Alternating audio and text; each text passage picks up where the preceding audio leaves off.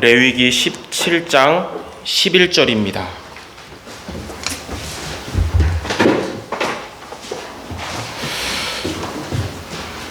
제가 가진 성경 173페이지에 있는 레위기 17장 11절 한 절을 우리 다 같이 합독해서 읽도록 하겠습니다. 같이 읽겠습니다. 육체의 생명은 피에 있음이라. 내가 이 피를 너희에게 주어 제단에 뿌려 너희의 생명을 위하여 속죄하게 하였나니 생명이 피에 있으므로 피가 죄를 속하느니라. 아멘. 하나님은 이스라엘 백성들에게 광야의 생활이 고통의 삶이 아니라 응답의 삶이 될 수 있도록 한 가지 원칙을 주셨는데 그게 바로 제사입니다. 하나님이 받으시는 제사를 드리면 광야 생활이 힘들고 어려운 고통의 삶이 아니고 하나님이 응답하시고 하나님이 역사하시는 축복의 삶이 될 거라고 하나님은 모세를 통해서 이스라엘 백성들에게 말씀을 하셨습니다.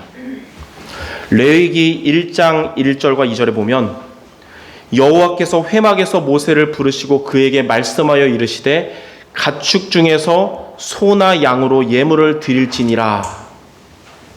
하나님은 언약의 백성들에게 예물을 드리는 제사를 명하셨는데 그 예물을 다른 것을 드리는 것이 아니라 가축 중에서 드리라고 하셨습니다. 왜 예물을 반드시 가축 중에서 드려야 하는 이유가 무엇일까요? 가축에게는 피가 있기 때문에 그렇습니다. 피 제사를 드리는 것이 바로 하나님이 받으시는 제사입니다. 피 제사를 드릴 때 모든 문제가 해결되고 하나님의 복을 받게 되는 것입니다.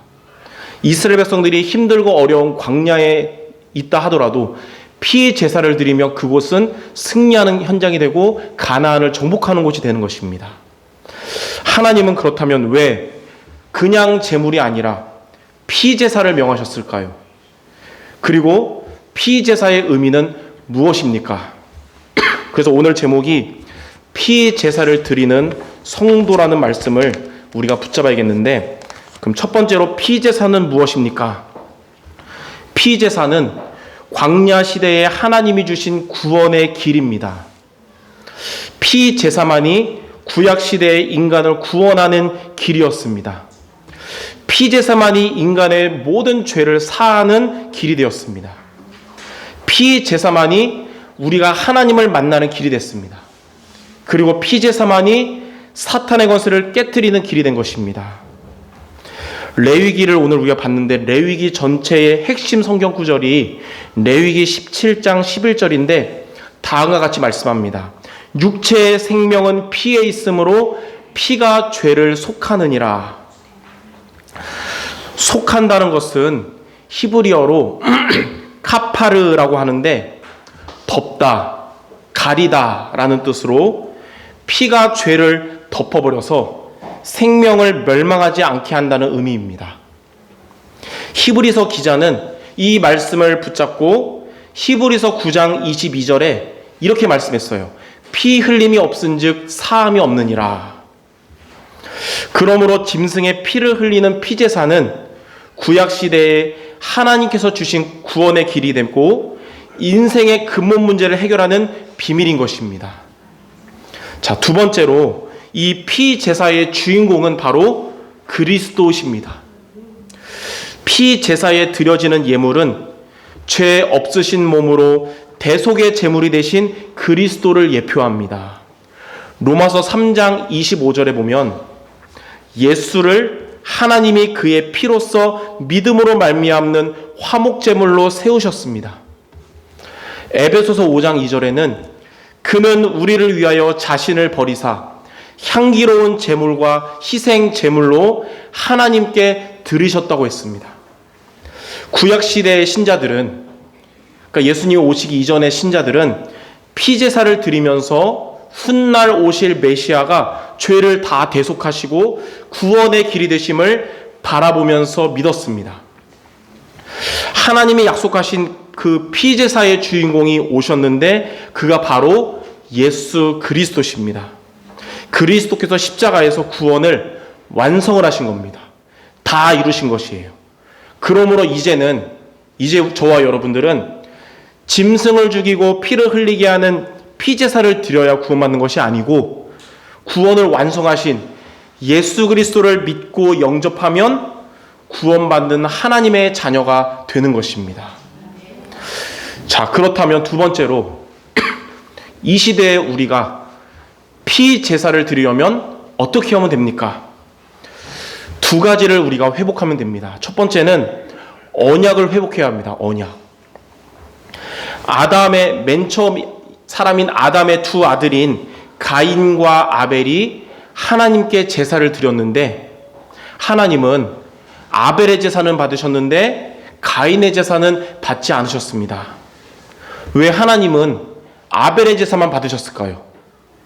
히브리서 11장 4절에 보면, 믿음으로 아벨은 가인보다 더 나은 제사를 하나님께 드림으로 의로운 자라 하는 증거를 얻었으니 하나님이 그 예물에 대하여 증언하심이라.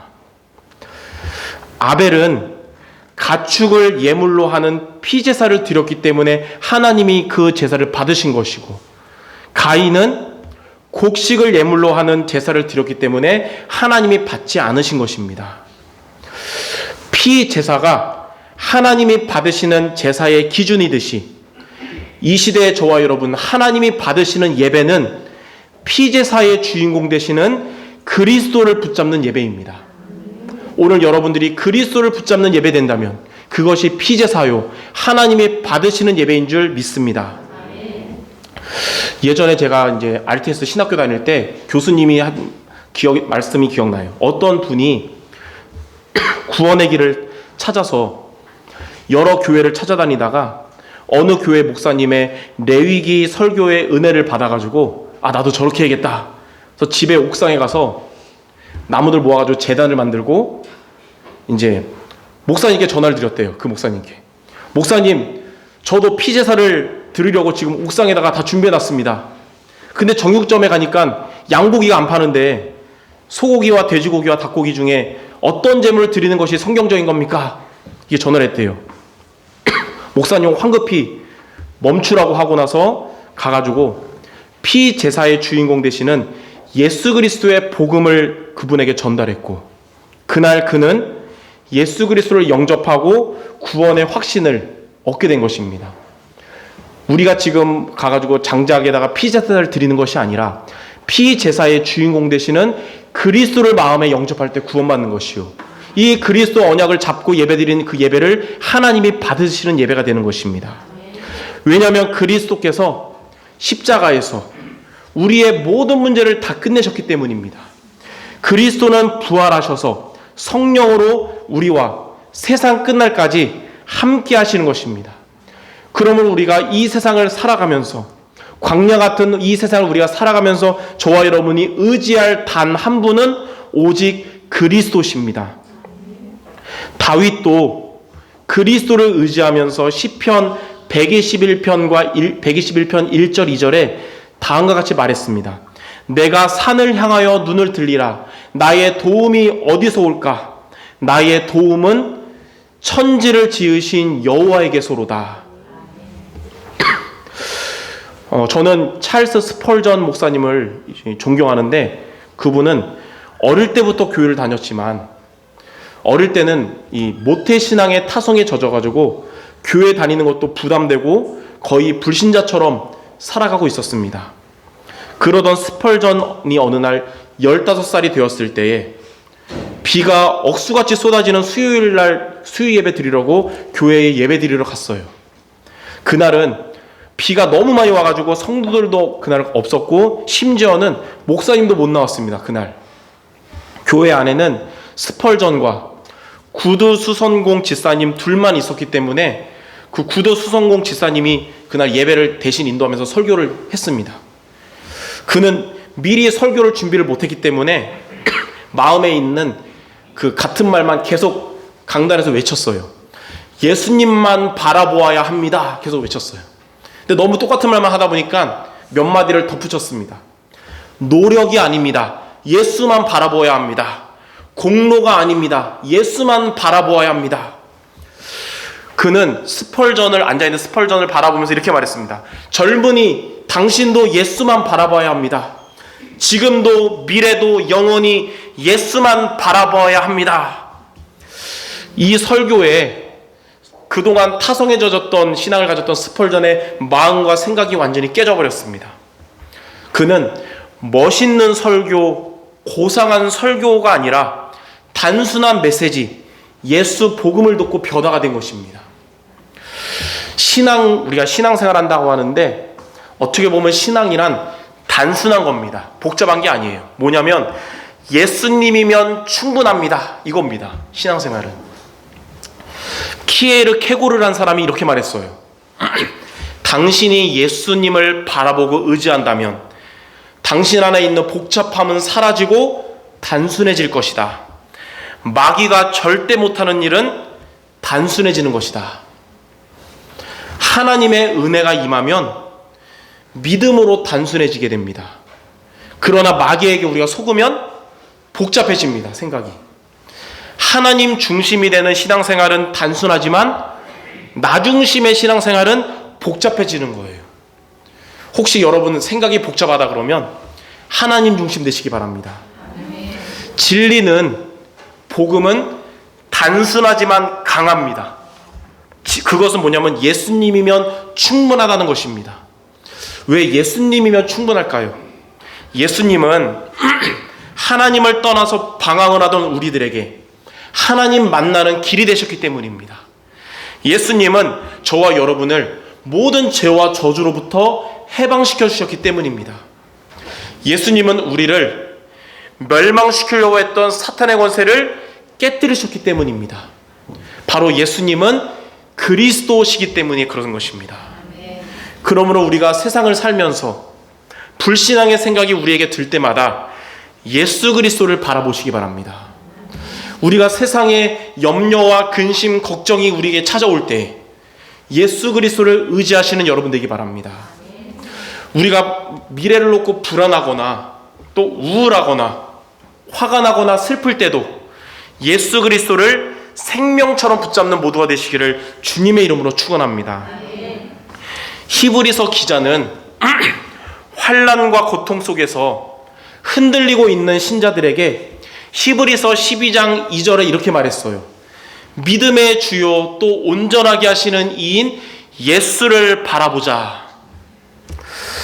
그러므로 우리가 피제사를 드리려면 그리스도를 주인으로 모시고 그리스도를 붙잡고 의지하시기를 바랍니다. 그것이 바로 첫 번째로 언약을 회복하는 것입니다. 자, 두 번째, 우리가 피제사를 위해서 언약을 회복함과 함께 무엇을 회복해야 되냐면 예배를 회복해야 합니다. 하나님은 범죄한 아담에게 구원의 길과 구원의 축복을 누리는 방법, 이 두 가지를 알려주셨습니다. 구원의 길은 창세기 3장 15절에 뱀의 머리를 상하게 하실 여자의 후손이고, 구원의 축복을 누리는 방법은 창세기 3장 21절에 가죽옷을 지어 입히면서 알려주신 피제사입니다. 피제사. 여자의 후손을 의미하는 그리스도가 바로 구원의 길이고요. 피제사를 의미하는 예배가 구원의 축복을 누리는 길인 것입니다. 우리는 인생에서 중요한 두 가지인 그리스도와 예배, 이 두 가지를 우리는 붙잡아야 되는 것입니다. 예배는 구원받은 성도가 하나님을 만나는 시간이고요. 예배는 하나님이 주시는 힘인 영력과 지력과 체력과 경제력과 인력의 응답을 받는 시간이고요. 또 예배는 우리의 힘으로 해결할 수 없는 문제를 하나님께 맡기면서 하나님의 역사하심을 체험하는 시간인 것입니다. 구원받은 성도들에게 이 예배가 얼마나 중요한지 미국의 그 성공자였던 록펠러의 어머니는 죽기 전에 아들 록펠러에게 10가지의 유언을 했는데 그 중에 2가지가 예배의 승리라는 것이었습니다.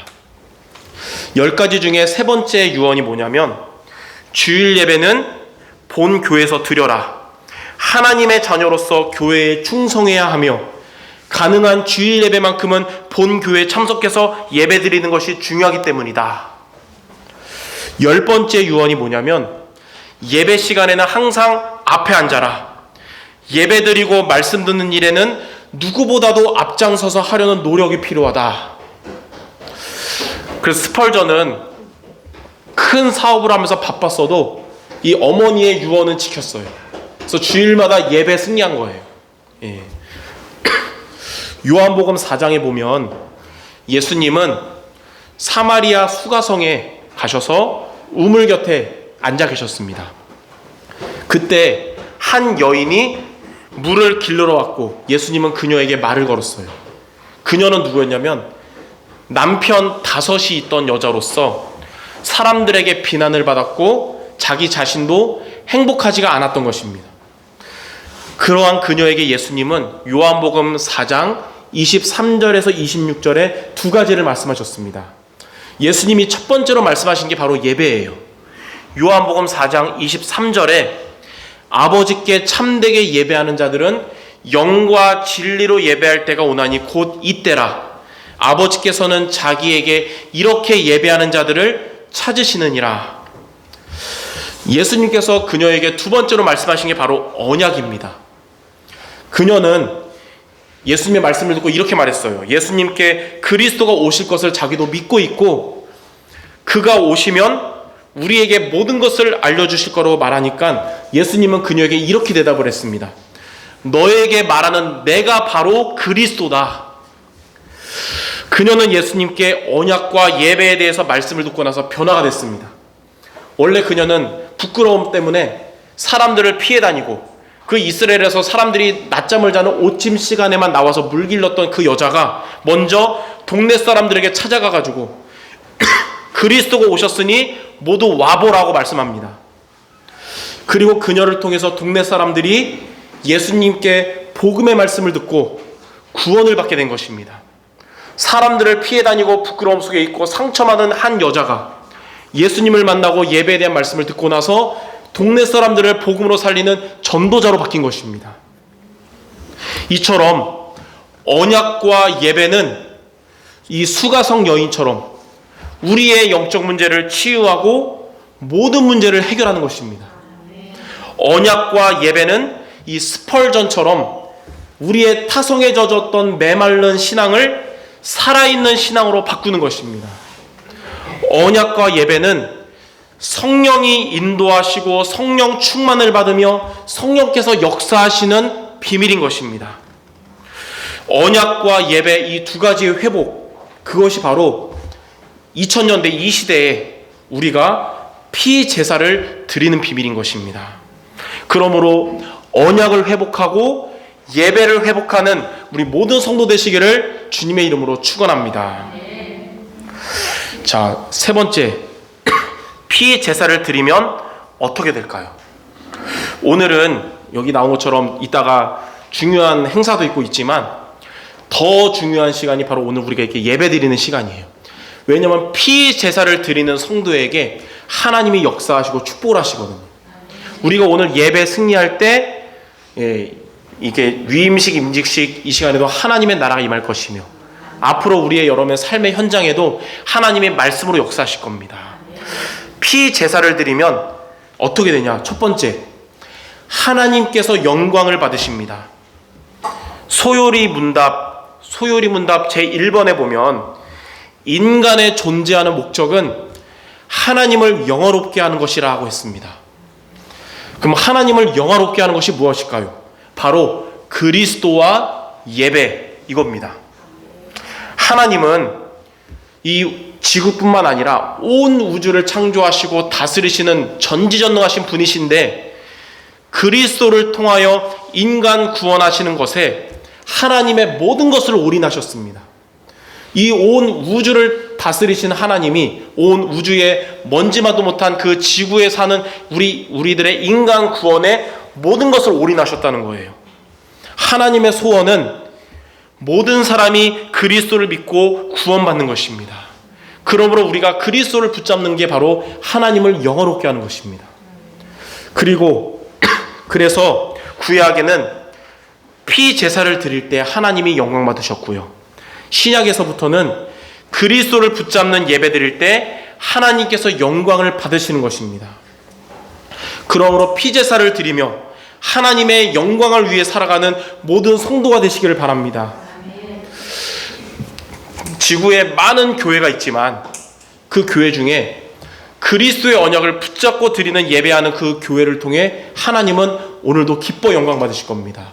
바로 여기 있는 저와 여러분을 통해 하나님이 최고의 영광을 받으실 줄 믿습니다.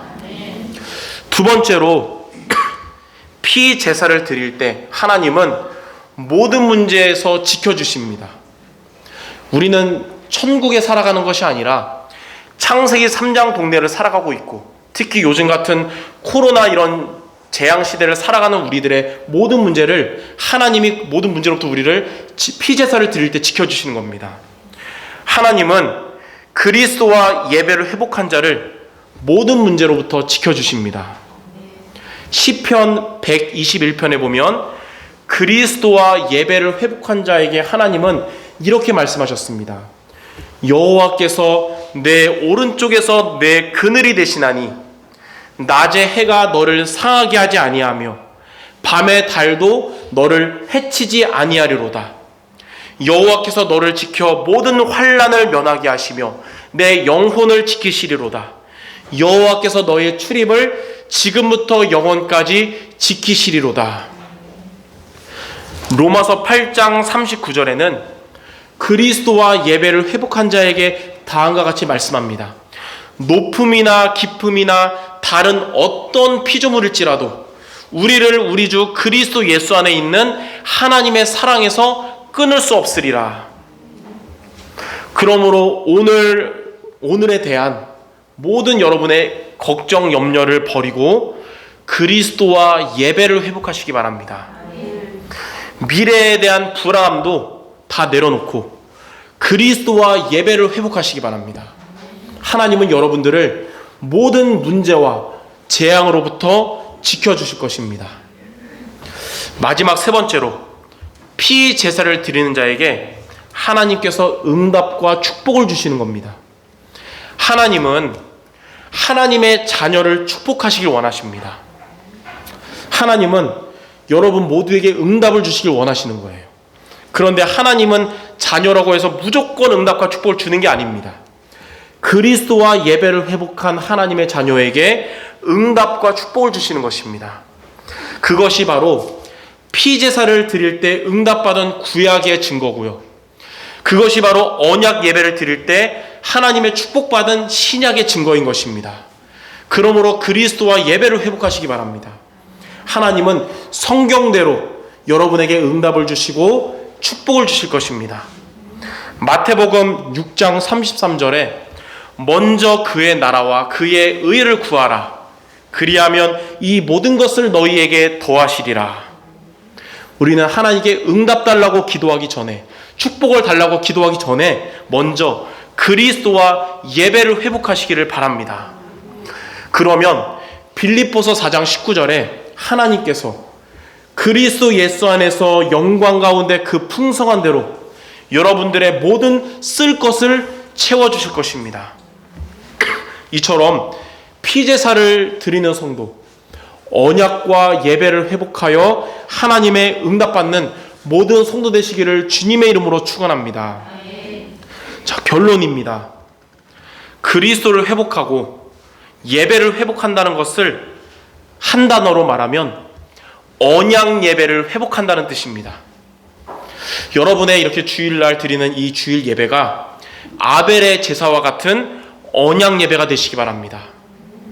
여러분의 현장에서, 여러분의 가정에서나 혼자 있을 때 날마다 언약 예배가 이루어지기를 바랍니다.